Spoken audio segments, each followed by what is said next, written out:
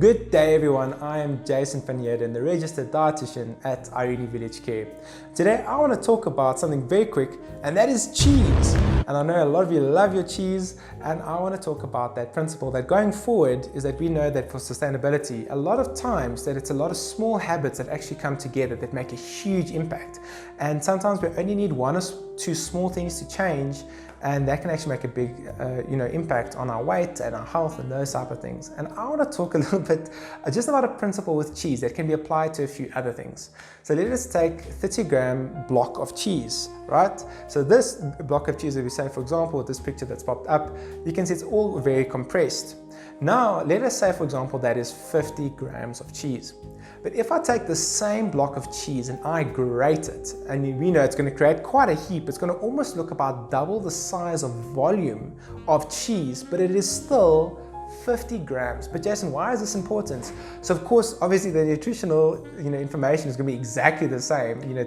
50 grams of this cheese and 50 grams of that cheese is going to be the same, but the application with regard to how much we use changes. So let's say, for example, you want to put some cheese on your bread. If you just put like 2 or 3 little blocks, it might not melt properly, and you might actually put a bit more cheese than what you actually need.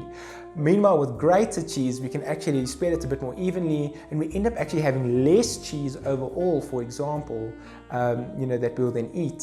So it's going to be nicer for spreading. And then as well, when we put it, like, let's say we're having pasta. Guys, I personally love pasta, but I think a lot of us do go overboard with the cheese. So if we have a whole bunch of big blocks, and we kind of put them in our cheese, we're normally going to put more in. Meanwhile, if we have grated cheese, especially if it's cut a little bit thinner and it creates a bit more of a bigger heap, when we put it on, naturally and psychologically, we generally put a little bit less, because we look at the volume and you're like, wow, that's actually a lot of cheese. But actually, you might actually be having 20 to 30% less actual cheese, because also it melts better, it's better spread, and we end up having less, and it's better for controlling calories, right?